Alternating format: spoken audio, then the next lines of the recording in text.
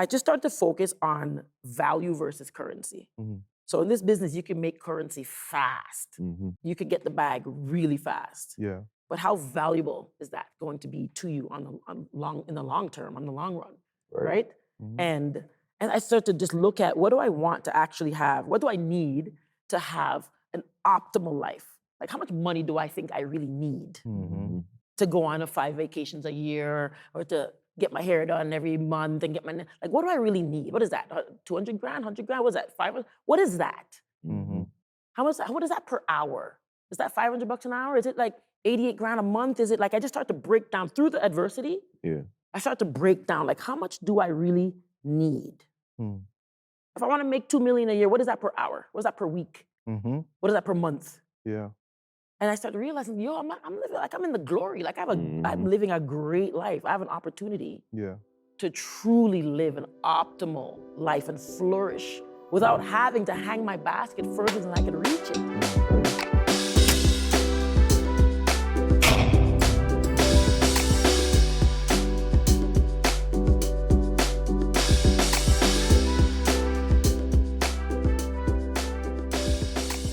Welcome back to LeagueBiz. I'm your host, Denis Boateng, and this is where we talk about the business of basketball and the culture that surrounds it. Today, I have some amazing guests. We have Jully here in the building. What's up? How you doing? I'm awesome. How are you? Good. And then we got JD. What's up, my man? How you doing? Doing good. Right. Glad to be here. That's good, Jully. So you are doing some amazing things, some great things popping off, but I want you to tell our audience a little bit about yourself, where you're from, and how'd you get where you are today? Oh, wow, where am I? Let me be where my feet are. Let's be grounded. My name is Jully Black. I'm a born and raised Torontonian of Jamaican descent. Where am I on today? Today, I am excited and grateful for the many paths that kind of brought me here through music and through sport. Interestingly enough, I played basketball coming up. I often tell people, I'm like, you know what? They didn't prepare me for success, because when I played basketball, I was a forward. Right. You know what I mean? That's flop. There's like no handles. Like one. You know? But the mindset of an athlete, the discipline, the results are absolutely in the routine. Perfect practice makes perfect is what I brought into my music career and to the business, you know? Yeah. I think you're speaking the language that JD also understands. Yeah, definitely. Being a trainer. Tell us a little bit about that. How'd you get into that? Been hooping all my life. Got into basketball at around 5 years old. My dad trained me and my younger brothers up. It got me a scholarship to play in college, and that's pretty much how I got into basketball. But as far as the training goes, my college career really didn't go as well as I wanted it to. And when I was getting recruited, I just really didn't have the knowledge yet of how the recruiting process works.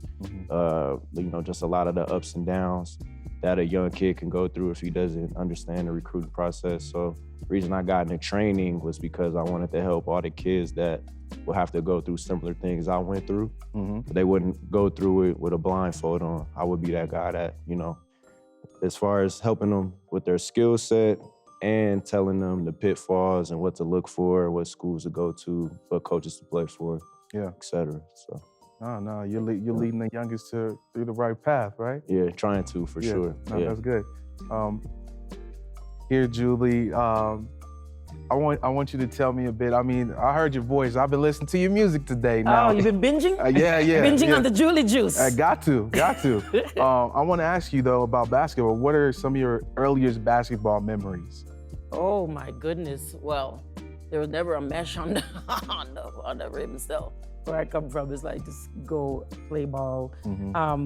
Being a female basketball player in Toronto in the 90s, early 2000s, there's really no infrastructure, there's really no representation.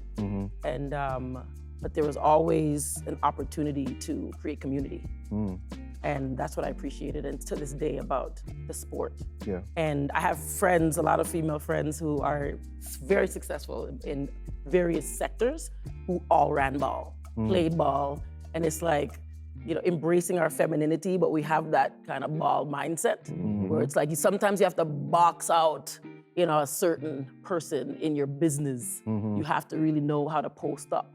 Yeah. You really have to know how to follow your shot. You know what I'm saying? And I think that's a metaphor for life. Some people just throw up the shot and don't follow it. Exactly. You know what I mean? And so I bring that into my everyday. Yeah. I want to also ask you about your confidence. Where'd you find it? Within basketball or within your joy for music? Jesus. Okay. Within my faith. Absolutely. I think that confidence is something that is cultivated through vulnerability and being able to be totally transparent. Like, that's my superpower. I will tell you where the landmines are. I'll tell you where my failures were. I believe in failing up, right? That's good. Yeah, That's fail really up. good. You know what I mean? And so, but also my mom, my late mom, she migrated to Canada in the 60s, worked for $1.65 an hour. Wow. And I'm the youngest of 9 kids. And it was really about ambition. That word resonated in my household. You have to be ambitious and to be generous, and to know that sometimes the door that you think is for you isn't for you, right? You have to hold that. I don't care if you have to hold it with your big toe, with your heel, with your elbow. Just know that we are our ancestors' wildest dreams. Right. So I'm sitting here as a result of other people's sacrifices, right? And they would never thought this day would come, but here I am living it. Right. And so it's for me, I'm like, you know what, Jully? There are, I kind of look at it like, Magic to LeBron to Kobe to, so Magic to Kobe to LeBron to who comes next, right? But the wisdom of Magic, you can't buy that. No. We're living in a day with social media. We're living in a day with things that are like, I call it like, we tied our shoelaces. This generation is using Velcro. Right. That's right. Wow. That's You know what I mean? good. And it's not a bad thing. Velcro can go on. Yeah. Right? It's quick. Yeah. Sometimes you need to put on your shoes fast. Yes. But are you actually paying attention to know that they are actually fastened, that your feet are in your shoes properly before you actually exit? Right. Yeah. I think what she's talking about, something that you also talked about too, about just that process, making sure that the athletes are getting where they need to go with the right tools. What are some of the things that you're teaching them off the court? I mean, well, off the court, just, if I'm working with guys that are fortunate enough to be professionals, then the biggest thing is just getting them to understand how to be professionals, understanding that eyes are always going to be on you. So, got to make the right decisions when no one's looking. Just understanding how to carry yourself as a young man in this business, because if you come in and you don't have those right tools, or you don't have the right people around you, it could be real easy to fall into the traps that they got ready for you. So my biggest thing is just getting guys to understand how to carry themselves the right way off the court and to be as professional as possible. Yeah. Now, your brother being Fred VanVleet, him doing his thing, him being a professional, you being in his corner, what are some of the things that you've witnessed from both of the spectrums? You being a trainer, him being a professional, like what are some of the things that you could share with us? I mean, I've pretty much seen it all, just, being honored to be part of his journey. I'm 2 years older than Fred, so I graduated 2015. He came out 2016. I was already living in Indianapolis doing pre-draft training with a guy named Chris Thomas. He runs 100% Hoops and World Domination Sports out in Indiana. But, just seeing that process of guys trying to pick the right agent, and Chris Thomas teaching me early, he would say, sometimes when it comes to, guys picking agents, you got to choose the one that you're comfortable with, kind of lying to your face a little bit. So I remember that blowing my mind, just getting into the business. Like, wow, everything is like so meticulous. Like, got to make sure you pick the right agent. Got to make sure you pick an agent that's willing to work for you. And at the time, with Fred being a guy that was under the radar, we all know he went undrafted. We had to find him an agent that was really going to fight for him. And really get down and do the dirty work to make sure he would get, seen and whatnot. So that's one of the biggest things that I've seen, dealing with Fred, and then, just fighting through all of the doubt and all of the criticisms, not being tall enough, not being fast enough, not being strong enough. he just didn't pass the IQ test. Yeah. Like a lot of people make jokes and say Fred looks like your local barber. You know, he look like somebody you'll get a fresh taper from. Yeah. So, you know, but when they seen him on the court, you know, he outperformed guys, he outworked guys. The IQ was there, the mindset was there. A lot of things that the eye test wouldn't catch.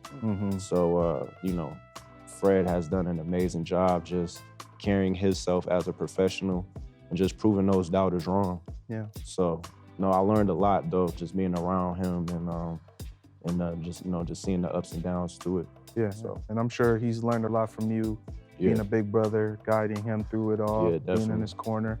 Yeah. You know, that's a very great for you to be sharing that. What's going on, everyone? It's your boy Denis Boateng, and I've teamed up with DraftKings, right? Today, you know, I want to talk a little bit about this basketball season. You know, it's been filled with big plays and even bigger wins, right? So today, like I said, I've teamed up with DraftKings, who have an offer to be a slam dunk, all right? All new customers who place a $5 bet will get a $200 bonus bets instantly. Let me know who you're riding with and be sure to enter those picks on DraftKings by downloading the app and signing up using my promo code BIZ, B-I-Z. If you're already signed up for DraftKings like I am, all customers can get a no sweat bet, get a bonus bet back if your same game parlay or same game parlay extra bet does not hit. But also remember that max rewards limits do apply. If you're a fan of multiple teams and want to bet on them all, you can combine multiple bets together for a shot at an even bigger payout. If sports betting is not yet available in your state, not to worry. You can still join in on all the fun with DraftKings daily fantasy sports. All right, download the DraftKings Sportsbook app right now. New customers who use promo code BIZ and bet $5 will get $200 in bonus bets instantly. That's promo code BIZ only at DraftKings Sportsbook. I'm Denis Boateng. Peace.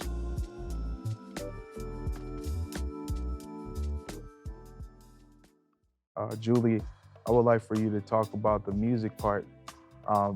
When did you fall in love with music, or were you also singing while you were balling as well? I don't know, were you having competitions in the locker room, sing-offs? Right? Well, music found me when I was 6 years old in church. And I realized that as I would open my mouth and sing these songs, people would respond in a way that was like closing their eyes. As a little, like children learn by seeing. Yes. And what I observed is people really kind of like surrendering, crying, of course, worshiping, smiling. And for me, that was like, I felt good. But I knew I did something, I could do it well. And so it's really about, you know, nurturing that. And there's no other singers in my family. So my family didn't really know what to do. They kind of ponied me around. Like, I was like, hey, like show and tell. Like, say, hey, open your mouth, sing. But it made me realize I was special. And I think too few people recognize that they're special. They could actually like speak to it and use it. Oftentimes, if it's not, especially being of Caribbean descent, it's like there's a certain path. Go to school and university and this, that, which I did. I went to college and graduated from law enforcement and criminology and all the other things. But there was a calling on my life. And I often say, you know, God doesn't call the qualified, He qualifies the called. And so you're called, you're hearing that call, know that you're qualified, you will become. And so it feels really good to be sitting here where sports meets music this weekend. You know, this stage of my life. Where I continue to be a steward of my gift and the steward of being an athlete. I train exactly the same way. I'm up at 5 a.m. I work out, I eat well. You know, I'm really about being mindful. You know, there's a lot of mindless activities happening. A lot of people are going through life just mindless. You know? And so I love that I'm here in this space. This is totally like manifestation in a sense, and also recognizing that what's for you won't miss. Oh, that's good. You spoke to just like training like an athlete still. How do you even do that? Because I feel like an athlete would just kind of be almost like frustrated, like that they're not using necessarily like their body, like the physical part. But how is it that you're able to move that to the mental? What's that process like? Please describe it. Music is very, very physical. And being a singer is very, very physical if you want to do it at a high level, an elite level, right? And understanding that my body is no different than a guitar. You have to tune it. You know, with certain weather patterns will change the tone of the guitar, right? And so that's why when I mentor people, especially artists coming up, it's like, hey, you know that you've been sitting as a cold guitar, warm it up. And also in my energy, my attitude, you walk into a space, you tune the room.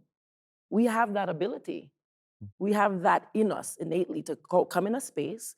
You know, if someone walks in a space and you're like, yo, the vibe is, I don't like the vibe. Yeah. They tune the room, they're just tuning the room wrong. Just off. You know, so you could come in, it could be a smile.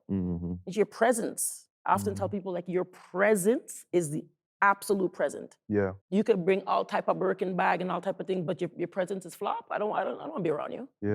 Right? Nothing to talk about. Nothing to talk about. Right? And so recognizing for me, because I went through vocal struggles. I wasn't eating well. Like at one point I was like, yo, I've been singing since I was 6. And a lot of athletes go through this. A lot of athletes that aren't playing anymore, all of a sudden they start looking like Michelin Man and thing. Right? And it's just a whole other thing. It's like, oh, you forgot that you still have to, you know, manage. You're the manager of this awesome earth suit.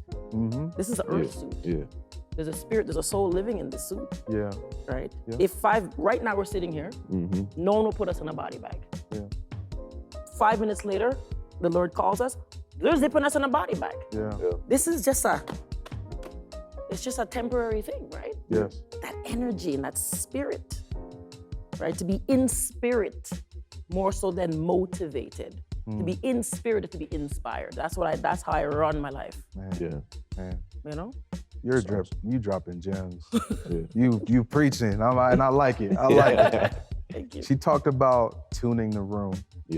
How are you tuning the room? Being a trainer, because you got to prepare yourself to train others. So how are you tuning the room? How are you preparing yourself? Well, for me, as far as being a trainer, like if I'm walking in the room and I need to sell myself, or I need, you know, the clients to know that I'm the guy for the job, then I'm just making sure that I do my homework and I do my research.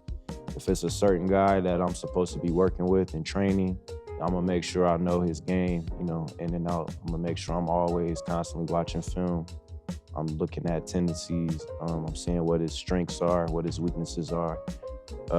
Everything you can imagine when it comes to basketball. And then I'm also doing the off the court stuff, seeing how he is, you know, off the court, how he interacts with people, the respect that he garners from people, how other people view him, whatnot, how he carries himself. So I'm making sure I get all of that work done before I even walk into the room. So when I'm actually in the room, you know, it's a smooth transition. I could talk confidently because I know what I'm talking about. I can, you know, just give the client as many gems and as many tools as I can. And, you know, usually it works out for me as far as me being a guy for the job. So, When you talk about being the right guy for the job, we had a prior conversation where we talked about on Instagram, there's like, everybody wants to be a trainer. You know what I mean? You see athletes post up about, oh man, like, no, don't go to this guy or it's getting crazy. How do you make sure that you stand out when you're in that room though? Well, for me, I was taught that you shouldn't lead with like the gimmicks. So what I mean by that is like on Instagram, a lot of new trainers or pop-up trainers or the trainers you're talking about, they build their brand on gimmicks, you know, on stuff that'll go viral, stuff that looks funky, stuff that really doesn't necessarily looks like it'll translate. That's no knock on those guys, but for me, I'm big on game-like training and doing things that are going to translate, doing things that these high-level guys can relate to. So I'm not trying to lead with any gimmicks. I'm trying to lead that I have the knowledge and the willpower and the skill set to help you reach that next level. You know? So, you know, I have a no-nonsense approach when it comes to how I look at training and how I look at preparing guys. You know, I don't deal with the gimmicks and the nonsense. I try to keep it as fundamental, as basic as possible. Yeah. So that's how I lead it. Yeah. Jully, I saw that you worked with so many other artists, some of our favorites, Destiny Child, Nas, Drake, and all these people. When you're in those rooms, what are some of the conversations that you're having? Because it's like you came from athletic background to being in the studio. What are they saying to you, or what are you giving them to even work on their careers? Yeah, that's an awesome question. A lot of times I'm asked about nutrition. I'm not like a nutritionist, but I live the life. The vocal cords, whether you're a singer, rapper, broadcaster, commentator, host, we use the same vocal cords, right? And so education's a lot. Got to educate to elevate. And so that's been a lot about what do you eat? If you get sick, how do you get through having a flu? And continuing. How do you be the Michael Jordan when he has the flu, or Kobe? You know what I mean? It's one of those. It's the same thing. It's the same mindset. It's breath, and so many of us are not actually taking time to connect with our breath. Right. And then the intimate conversations are more so like, as we're like living in the. I have this analogy about the mean time versus the prime time, and that social media is like prime time moments. You get your best filtered photo, or etc. But really, we spend most of our lives in the meantime. In the meantime, how's your parents? In the meantime, did you drink water today? In the meantime, how's your kids? In the meantime, how you feeling about your relationship with God? In the meantime.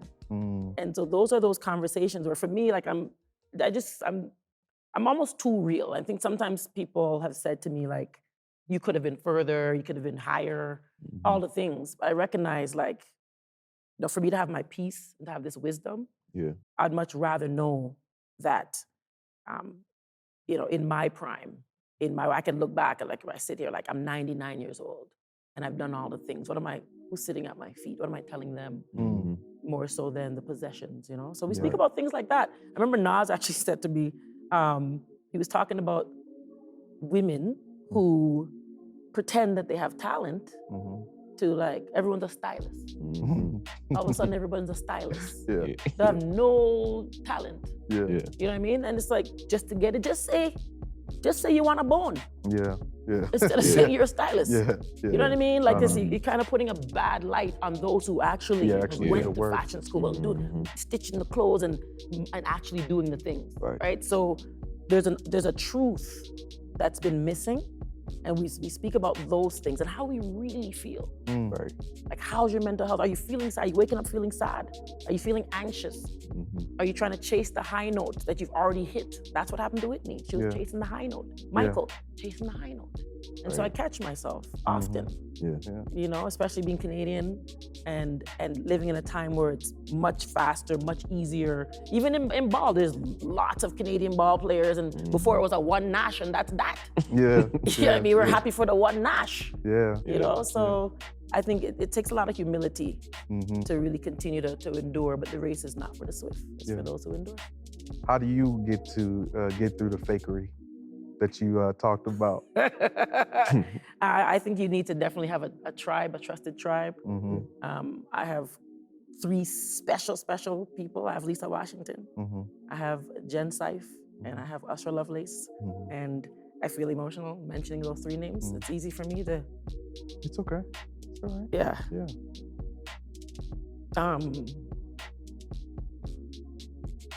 You need to have those people that are there. That are there when the cameras are off. That don't care about a chart number. They don't care about a radio spin. They don't care the size of your skinny jeans. They're there. They're there when your mom dies. They're there when your dog dies. They're there. You know what I'm saying? Like, showing up in person. Haven't heard from you, knock on your door. Those people. Not a, hey, you good? Fun that.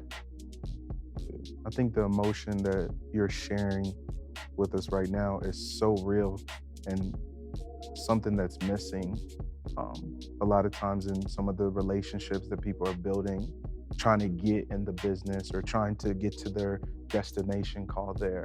So I want to commend you for sharing this. Thank you. This is an open space. You got to cry, we gonna cry with you. Yeah, it's a safe space. It's a brave space. Yeah, safe space. No, for sure. Yes. To what she's saying, having those people in your corner. Yeah. You talked about your basketball career, not necessarily going the way you wanted it. Yeah. Who was in your corner then? Man, my same tribe, as you would say, my dad, my brothers, my mom, and a couple cousins that we, still super tight to this day. When things weren't going as well, it was actually my dad and my two brothers, Fred and Darnell, who were kind of pushing me towards the training. Because, growing up, we took basketball very serious. Like I said, I started training when I was 5. And my dad would always have us putting the work in. But I was the only one that actually enjoyed the workouts. Like Fred and those guys would, try to run out or try to skip some days. And I was like the crazy one when it came to training. So it was just something that just stuck. Even during those hard times when I was in college, dealing with, not playing as much or just dealing with, just the business that basketball turns into. Once you get into college, training was always there. I could always go in the gym. I could always put the extra work in. And that was something that my family seen that I was really, good at and had a passion for. So once college ended for me, my dad was like, man, how come you don't just get into coaching or training or something like that? And coaching, I really wasn't too big on because I seen the other side of coaching. And I was like, nah, I don't want to coach. But the skill development and the player development and the training and all that really just sparked the interest. And before the year was over, I started, working with a ton of the college guys there. That turned into 1 or 2 guys to now the whole team's coming to get workouts in with me. And my family just told me to pursue it. And I've been, at it since 2015. I've worked with a bunch of NBA guys all the way down to 5-year-olds. It's just been a blessing. And if I didn't have them to lean on, it could have became a real dark time. Because I seen what guys where I'm from, Rockford, Illinois, I can see, the type of stuff that they would get into when basketball wasn't there for them. The city where we come from, it's not a lot of good, positive role models. It's not a lot of people that made it out that you can kind of base a blueprint on. So it's like, well, if you're not hooping, then what are you doing? You're doing that. For sure. So, my family, did a great job of keeping all of us out of trouble as best as they could and keeping us on the right track. And, my tribe, pushed me towards training. So I'm forever grateful for that. You talked about the other side of coaching that pushed you away. What are some of the things that you don't like about coaching? Well, I went the JUCO route. I had a really solid senior year in high school. But coming from Rockford, it wasn't a heavily recruited place at the time. Fred kind of put us on the map. But before Fred, when we were coming out, we got overlooked by Chicago or Wisconsin, Milwaukee, Madison, places like that. So it was tough. When I got recruited, the coach that recruited me ended up transferring to another school.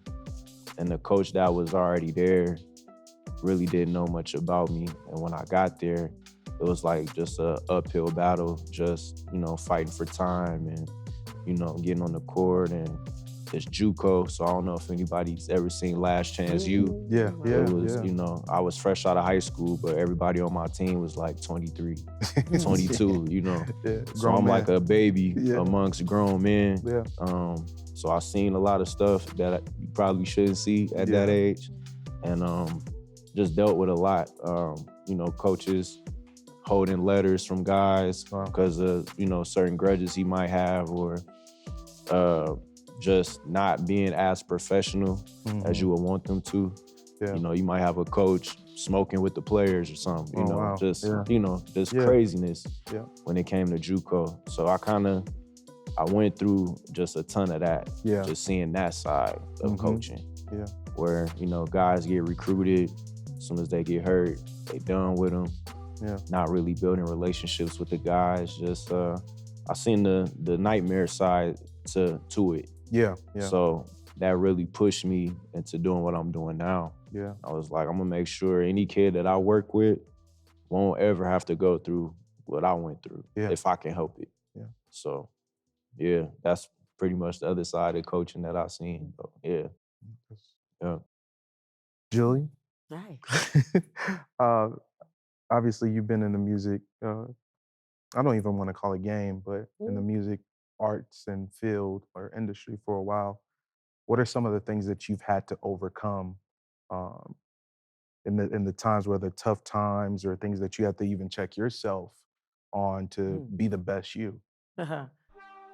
Ooh, well, I got my first record deal when I was 14 years old. I signed to Sony at 14. Wow. Yeah. And so that's in itself where they weren't signing R&B singers from Canada in that day. And so it was a dictatorship. In hindsight, I realized I'm glad that actually that deal went away pretty quickly. But understanding that you're no different than a Pepsi can. You know what I mean? But you could actually look at that in a positive way where it's like, well, if you know how to market a Pepsi can, why don't you know how to market Jully Black? Like, are you the right person for this gig? So there was those type of marketing, what do we do with her, shift me around type things. I had to learn that it's a music business. It's a business. Yeah. Business is a hobby. There's money involved. Learning, making sure that you have the right people managing your money. That's right. And you understand financial literacy. It's a big thing. Yeah. And so I almost had a real catastrophic situation happen, but I made one decision in changing from having a pop A&R, artist and repertoire, versus an urban artist and repertoire, who was, to your point, sometimes the coaches are smoking with the et cetera. Sometimes the urban A&R is out in the club and doing all the things, not trying to stereotype, but in this time, this is what was happening. And they gave me an opportunity to work with a pop guy. And I was the furthest from pop. I was like, you know what? I'm gonna go down this road. Yeah. And I did. And he taught me about a recording budget versus a fund, and what you get and all the things. So, I think the biggest struggle for me was basically not sleeping around to move up, just to keep it. Let me just drop it like it's hot. Yeah, no, please do. You know what I mean? Keep it real.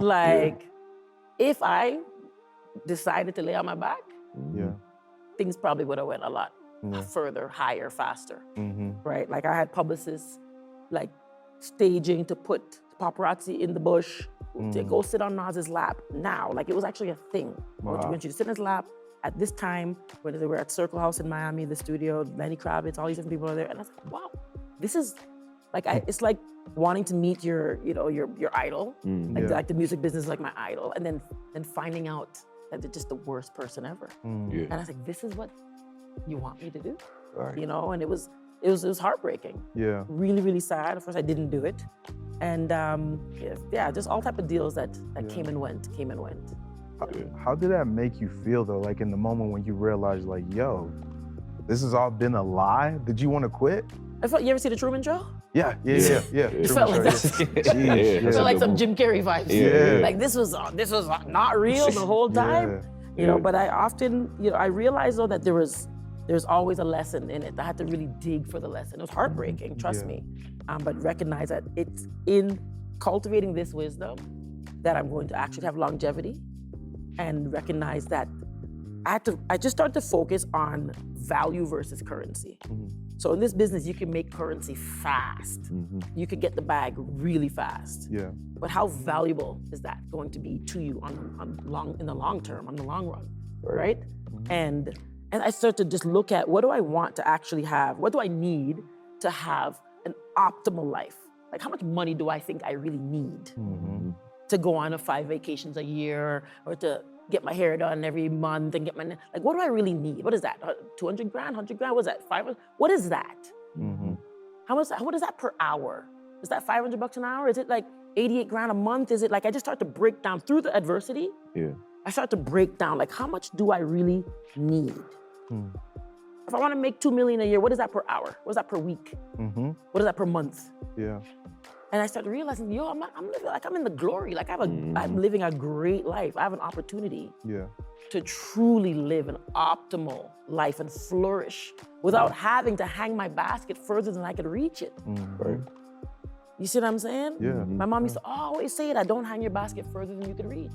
Yeah. And so through, you know, all the broken pieces, I found peace. Right. Yeah. Wow. Yeah. That was my mind blown. Definitely. Thank you. Hey guys, what's going on? It's your boy Denis Picks, host of LeagueBiz, and I'm here today in partnership with DraftKings. Shout out to DraftKings, because without y'all, we wouldn't be able to do what we're doing. So today, you're probably wondering what I'm here to talk about. Well, if you know you've been tapping in with me, you know that I'm talking about my picks. We have some games coming up because we got to talk about the season, all right? We're at a time of the season where things are getting really serious. We're inching closer and closer to a time where the real ones are going to step up, where playoffs are going to come in, and people are going to rise to the occasion and turn into who they truly are. And today, like I said, we're here with DraftKings. We're going to make some picks, and I'm going to show you and talk about my picks because that's how I feel. But maybe that could also be an opportunity for you to actually tap in with DraftKings, make some picks, and maybe win too. So let's tap into January 19th, okay? We have Philly versus Orlando. We got San Antonio versus Charlotte. We got Denver versus Boston. We have Atlanta versus Miami. We got Phoenix versus New Orleans. We got Indiana versus Portland. We have Dallas versus Golden State and Brooklyn versus LA. Those are pretty good matchups. So let's get into it. San Antonio, Charlotte. I'm already telling you right now, San Antonio got that in the bag, okay? Those guys can ball. You know, San Antonio, you got Wemby. You know, that guy's good, man. I think he is the future of the league. You know, they can go ahead and win that, man, and add that to another win to their to their record. It doesn't look very good. However, I think that, you know, they're not a team that we're not out here saying like, oh, they're going to go to the championship or anything like that. I think more than anything, we're just looking for them to actually perform. Okay, so I'm not mad at them. I think they're going to pull out a win here. You know, Charlotte is Charlotte. You know what I'm saying? Like, Charlotte is Charlotte. They're in the same boat as San Antonio. You know what I'm saying? So I think it's more about, once again, when we line these guys up next to each other, it's like coaching and who wants it more. And when we talk about coaching and who wants it more, I'm going with San Antonio. Off the cuff, straight up. Come on, what are we talking about here? All right, next up, let's move on. Denver versus Boston. Man, that's going to be a great matchup. That's going to be a good one. Wow. Ooh, that's going to be a good one. I'm excited to see that game just because we know the type of caliber of basketball that these teams play. Man, it's tough, man. It's tough because, you know, you got the defending champs, and then you got a team in Boston who has the potential to really go out here and be that team to win it all next. You know what I'm saying? Like, there's nothing holding these guys back from actually getting to the chip. But I think this is a statement game for whoever. I can't say for whoever wins, honestly. I say if Boston is able to pull out this win, I think it's a statement for them more than anything. We know that Denver is good. We know that Denver plays really well. But I would have to say, yeah, I'm going with Denver on this one. Though I do wish Boston well, I'm going with Denver on this matchup. All right, let's move on. So Dallas versus Golden State. Oh, man. So this is an interesting one. We've been watching Golden State just kind of crumble before our eyes, whether it's, what do you call it? Locker room drama, players' egos, coach-player relationships, you name it. It's all happening. You know, eventually dynasties do crumble. You know what I mean? And I think that is what's happening right now. And it's affecting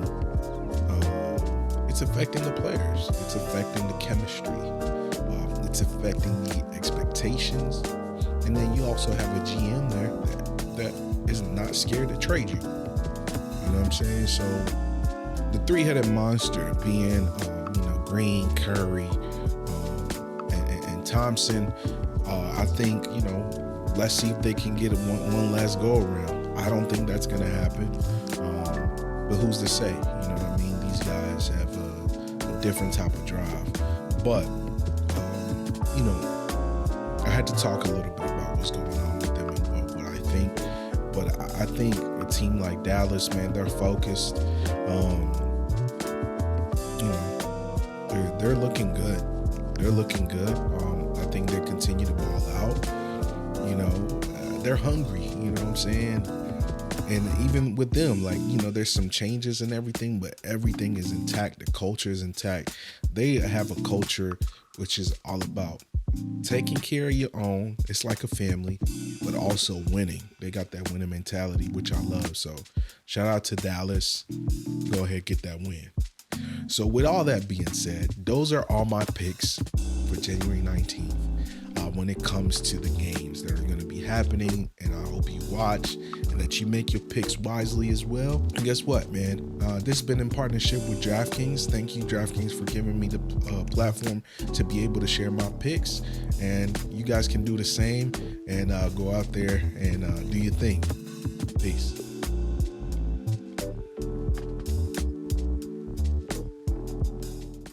As she speaks to that, obviously you being around NBA guys and all that stuff, let's talk about attention. Yeah. Your brother's an NBA player, you're a trainer. You see the attention they're getting and what trainers are getting. How do trainers build their own path and trailblaze? I think being good at what you do first. Yeah, right? Of course, yeah. Understanding what you do and being able to offer it in a way that maybe a lot of other trainers can't do. I think you look at some of the top guys like Chris Brickley, for example. Yeah. He started off, he was a walk-on at Louisville, I believe, and then ended up getting on staff with the Knicks. And that turned into a relationship with Carmelo Anthony, which turned into the Black Op runs, which we see on Instagram going viral all the time. And, he really did a great job of building those relationships on top of being a great trainer. So, with the trainer, it's a little more of a climb to get that recognition and to really get that fame, if you will. But I think it all just boils down to being really good at what you do, being a good people person, getting these high-level guys to really understand you as a person and getting them to believe in whatever you're offering. Yeah. I think that's how you go about it if you want to get that recognition as a trainer. Because, with the NBA guys, they see them, they can see them dunking the ball, they see them performing, they see them executing, and they're always on TV and whatnot, and deservingly so. As a trainer, though, I don't think you should thirst for that type of attention. I think you should just focus on doing the work. And if you do the work good enough, then good things are gonna come. Word of mouth is gonna spread. Guys are gonna end up saying, yo, such and such, he made me an all-star this year, or yo, this trainer got me stronger, he got my vertical here, or I can shoot the ball better now. word of mouth is gonna happen, and the right people will find you, the right opportunities to get there. Yeah. If you're a trainer. Because obviously those guys, I mean professionals, you too, like you talk to other professionals. Like if something good is happening or good service, you're gonna, hey, you might want to check out this person. I just fired this hairdresser. Yeah, Keeping it real. 2 days ago. Wow. I had to fire that. And we won't go all the way there. Tell her to unpin me. You better unpin me. But nah, that's real though. That's real. That's real. It's real. Like, you know, if they're not doing what you're asking for, it's kind of tough for you to tell your homeboy or your homegirl, like, yo, you might want to check them out. Yeah, definitely. You know? Facts, take me off your page. Yeah. There you go. Don't post me. Don't post me. Don't post no last year picture and talk about like it's fresh. Yeah, No. because I think too, like even to you, like you're an asset to them. Like you walk in there and they're like, oh my gosh, this may be my ticket. But you know? let me talk about this for a second. Not Yeah, trying to take a job. Yeah, no, go ahead. See, since this COVID thing, and everyone could go to school or YouTube, No. there are less and less qualified people Yeah. that's making money, putting this, you know, the smoke and mirrors, right? Yeah. And then we're just trusting them. Like, Yeah. and this person says they can build your booty. All type of, I'm sure you go through that. Them gimmicks. Yeah, the You know what I gimmicks, mean? yeah, for So sure. it's a whole other thing in doing your due diligence, Yeah. asking questions and getting those referrals. Yeah. What's a funny story? What's a funny story that you can tell us about encountering someone like maybe, I don't know, some producer that you, I don't know, met, or a songwriter or anything? Do you have any funny stories? I do have one funny story actually. Maybe I shouldn't tell a story. Tell the story. No, I just messing with you. It's No, you fun. know what? I don't just like necessarily funny, but like there are people who, you know, people who were like, I love the 90s. I love that era because that's my era too. But like there were people that were like really good and cool for the 90s and still trying to hold on to that shine. Yeah, right? So I went into the studio. You remember that song? You remember that, it was a soundtrack, Jason's Lyric. There's a movie called Jason's Lyric. Yeah. Familiar. Yeah, right. So there was a song, I don't wanna be a G no more. It's like an old time, not too old, right? Yeah. It's like I'll do a little thing out. Yeah. Anyway, so this songwriter that was washed, like when I say, not just washed up, washer, dryer, fleecy, bleach, you know, all the dryer sheets, like done. Okay, like done. Yeah. Right? So the label put me with him, like, okay, well, you know, he has a 1-2 hit, so, because songwriters, to me, that's timeless. This man was writing all type of A, B, C, D, bat, rat, hat type of lyrics and pushing it to me, yeah, sing this. Yeah, you got this. Like, that's how he was speaking so fast. I actually had to text my manager and tell him that my belly was running me. That my belly was running, that I had a stomach ache to get out of the session. I was like, I need to get out of here and tell him my belly's hurting. Wow. It was really bad. So just not gracious and humble. Yeah. You know? Yeah. Do you ever encounter like stuff like that? I mean, maybe parents who are trying to like get in the way of the training or whatever? Yeah, I've definitely, well, we got like a rule because we got our facility based out of Rockford, Illinois. So it's called Joe Bucket's Training. But yeah, we don't allow parents to come in and coach like when I'm coaching, you know? Yeah, nah, for sure. It's like if you need to tell them what to do that bad, then you should just do it yourself. Like no reason to pay me to do it. So yeah, some parents can be a little overbearing and we gotta let them know like, nah, this is not the place where you're gonna be sideline coaching. Like, yeah. We ain't taking breaks on ankles, trying to get them to run faster. Because, you know, especially with kids, like you can't be trying to listen to me, but also listening to that over there. Yeah. So it's like once they come in, you know, and they're training with me, then it's like, it's a professionalism to it. Yeah. Guys are gonna come in, they're gonna get direction from one source, which would be me. This is what you guys are paying me to do. So just have that respect when you come in the gym. You know, let the kid get the knowledge and get the skill set.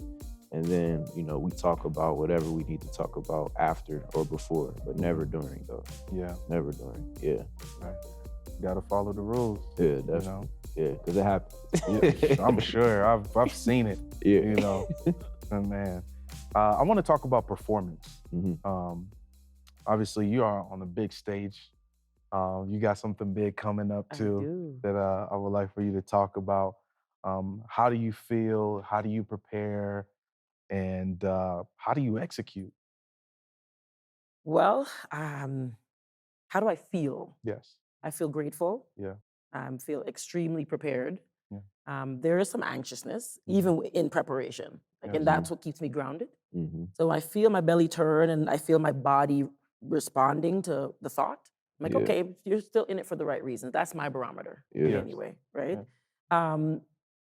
It's quite a huge TV audience for sure. Yeah. I perform for large audiences, but I think the biggest audience is the audience of one, which is basically me and me.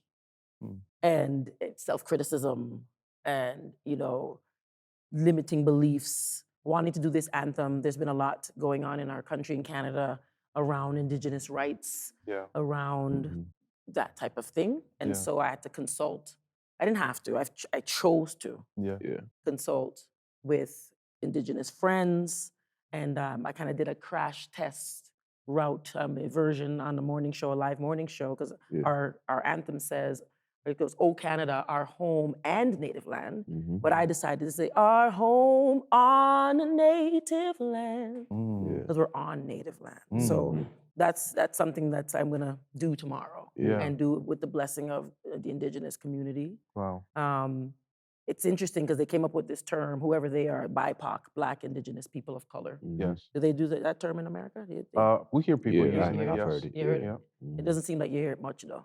No. No, Yeah, right? not a lot. Actually, No. I was gonna say the people I've heard using it usually are from Canada. No, right. So it's right. Yeah. So this term is it's everywhere, and it's for me sometimes it's been a bit of a crutch. And so as I represent the B of the BIPOC, I often say if you look at the Black and Indigenous people of color, which are like South Asian, anybody who identifies, oftentimes the communities aren't really talking to each other. So the Black isn't necessarily supporting the Indigenous. Indigenous ain't really looking Black to the Black, not really looking over there to people of color. Sometimes people of color don't think they're people of color, depending on your hair texture, this how your nose is shaped. I could go. That's a whole other podcast. Right. No, that's real. Right. Yeah. So for me, in humility and in knowing that I was chosen for this role, like this is beyond. Okay, I'm doing the anthem, and the whole world's gonna see me. No. Like this is an assignment. Yeah. It's an assignment. Yeah. And so rather than be like, okay, Indigenous, blah, blah, blah, I'm like, okay, let me do my part. And like Gandhi says, be the change you want to see in the world. I want to be supported by the Indigenous community and people of color and white people and all the people. So if I'm going to sit back and just complain, nothing's going to change. Yeah. Right? Yeah. So it's being mindful, being present and aware and having fun. Yeah. I'm a church girl. Yeah. 6-year-old Jully's showing up tomorrow. Come on. Live, on Sunday, live. Yeah. 6-year-old Jully. Yeah. It's always been doing it. And I think the beauty too is just like doing it in front of people and also on a stage where it's the game that brings literally everybody, regardless shade, color, religion, brings everybody together. And then you're gonna be doing that. Just like music. Man, just like music. Literally, music isn't, partial to anyone. It's, right. Performance. Yeah. When you see you guys performing on a big stage, how do you feel? Man, it's you know what? As a trainer, it's no better feeling than working on something in the off season, like just really like drilling at it, and just really getting after it, and to watch them perform a certain move or a certain technique or anything when they do it on the biggest stage. It's like the best feeling in the world. Because as a trainer, it's showing you that wow, the workout that I put together, everything is translating to like the biggest stage. So it's just more reassurance that you're doing things the right way just to keep grinding and just keep putting the work in. But yeah, it's no better feeling as a trainer. Yeah. It's like, yo, he worked on this same move for hours for the whole month of such and such, and now this is a go-to move for him now. Or, yo, we worked on getting into the mid-range this whole off season. Now he's utilizing the mid-range. Now this guy's an all-star. He just added 4 to 6 points on his average now, just off the techniques that, he worked on in the off season with me or whoever else. And as a trainer, it's no better feeling than that. Yeah. Do you ever keep count? Almost oh, this is crossed off the list. Let's see what my next guy can do. Do you have that? I mean, nothing that I necessarily write down. But you always remember. You always save the clips, you always save the videos, because at the end of the day, it's content, Yeah, If they've been working on something all summer or all off season, and then they show it in game, now as a trainer, you can make a video explaining a certain move or a drill and showing why it works, what situation it works in, based off of the NBA player executing it at the highest level. So it comes back around full circle, So yeah, super, that's probably the best feeling. Yeah. Jully, do you keep count, or do you ever watch tape, just to see, oh, well, maybe I could have done this with my voice, or maybe I should have stepped here in this light, whatever the case may be? Do I watch tape? Yes. Oh yeah, it's a problem sometimes. That's the thing. Being able to, and for me, it's more so my breath technique. Being able to. I have a trainer, and I respect my trainer. Right. And it wasn't until I got an opportunity to do a theater show. It was called Carolina Change, and it's 300 pages, 29 songs. How do I get this in my brain? But also, how do I train my vocal cords, strengthen those muscles, have the endurance? What are the fundamentals? It's the same thing. Yeah. It is the exact same mindset as training as an athlete. Yeah. Right? And so I watch tape often. Yeah. And there's times where I love the Peloton. I run on the treadmill. I'll sing while I'm riding. I'll sing while I'm running. I don't really enjoy the running, I'm not gonna lie, but I'll sing. Yeah. I'm a step aerobic instructor, and so as well, I sing. Yeah. And then you start to realize that with anything in life, the results, gems. I'm not trying to be all quote queen. I'm not trying to stop myself. I'm okay, I sound like a Jan Van Sant up for this. It's good though. But the results are absolutely in the routine. Yeah. Right. It's in the routine. It's you want to lose 10 pounds. Okay, what routines, what habits do you have in place? Yeah. It's you want to do an Ironman. Okay, but what habits do you have in place to become a runner? Yeah. Become a cyclist, become a swimmer. Most of us, we don't even want to get our hair wet, much less get in the pool. Right. So can we get to that point first? Right. Exactly. And get in the pool often enough. Yeah. You know what I mean? Yeah. So Yeah. Oh, that's a gem. Let's talk about Toronto. All right. So, you guys won the championship. Yeah. I want to ask you guys about how y'all felt. Your brother played and Are we allowed to? Are we allowed to? yes, come on now. Do you? How did it feel seeing your brother be part of history? Man, it felt unreal, because we always joke, when he won the championship, we always say yo, just 5-6 years ago, we was eating noodles for dinner. Wow. And now you hitting biggest shots on the biggest stage against historically one of the best teams ever assembled, And sometimes I still get goosebumps when I think about it. Because back at home, we shut down downtown Rockford. We had a big jumbotron downtown, and the whole city of Rockford was able to come and watch those games. Wow. And it felt like we were there. Yeah. I was able to get to a lot of the home games, but I didn't get to some of the away finals games.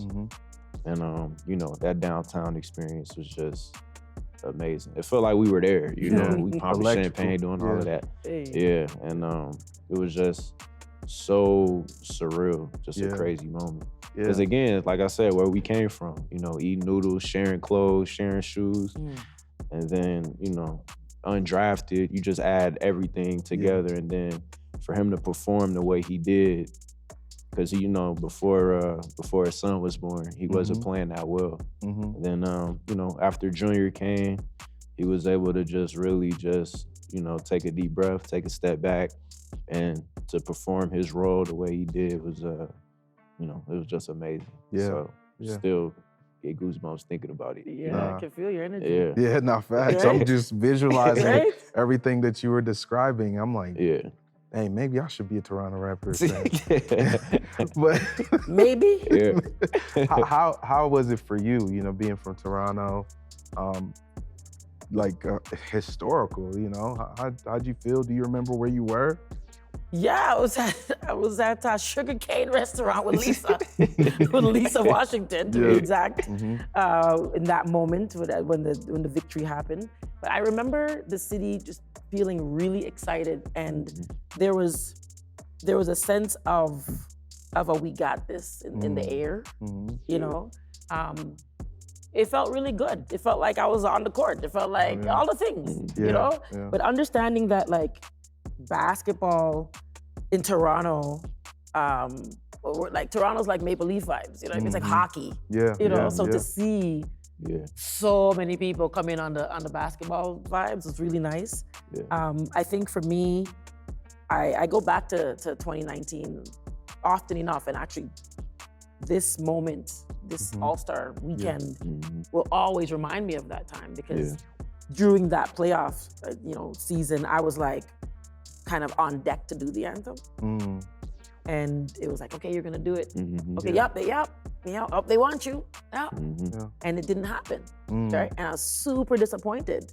And I was like, okay. And I just let it go. Because what else could you do? It's out of your control, right? And so fast forward, 2023. Like literally, 2022 actually, end of last year, an email just popped up. Wow. And it's like realizing for me and my faith, and not to be over church, there was something in me that wasn't ready in 2019. Whether it was my attitude, my mindset, heartbreak, because boy, I tell you, that's a different podcast. But being able to be humble enough in where I'm sitting now to be like, you know what, Jully? Okay, why? Why did you want to sing the anthem? Was it for you? Was it for shine? Was it just to say, to put on the resume? Like, why? Right. You know what I mean? And those are good questions. This is the thing, to unpack. When I wasn't looking or even paying attention, it's like somebody upstairs said, okay, we're calling on you, and you're ready, and you've trained. Prepared. You're prepared. Right? That's the key, the preparation. And in the mindset, I'm telling you, I have to check, it's a practice. Humility is a practice. I'm not gonna go on like as if I'm always humble. Sometimes my chest gets big. Chest gets high. My mom would say, your chest too high. Right? And you think that you're entitled, you think that you're supposed to have that. Why not me? Why not me? But you see, when it's for you, it can't miss you. Ever. Definitely. Ever. I don't have I don't have handles. I don't have ball handles. You know, people want to sit in the seat to talk basketball, and I get to talk both. Some people don't even play basketball. Right. This is like a world premiere. You know what I mean? But basketball also saved my mental health. I was like, back when I had a boyfriend at the time, we lived together, and we were broke. Like it was Wendy's drive-through dollar menu vibes. I didn't even tell my mom, like we're suffering, struggling, trying to be on my own as a late teen. And we would buy Wendy's. I told my friend this story just today on my way here. We'd buy Wendy's and watch basketball. Wow. And it's like we weren't broke. Right. We'd watch ball. You know? And it took us away. It was a great escape. You know, I can't say that I'm in love with watching ball the way I used to. Something's changed, whatever it is. Maybe it's like watching cartoons. I still love the sport, clearly. But there was something that was less materialistic back in the day. And there were ones to really watch and focus on. Yeah. You know, so that's kind of I'm looking forward to that. Man, it's so good hearing your stories of victory. Like, I'm honored, honestly. I'm very, very honored to have had both of you here. Obviously, you have a big day tomorrow. You're singing the anthem, and I'm looking forward to that. Guys, I just want to say thank you for your time, for your experience, and your stories. Thank you. And I think that people are going to really benefit from this episode of LeagueBiz. Hey. So with that being said, LeagueBiz. thank y'all so much. Peace. I'm talking LeagueBiz, baby.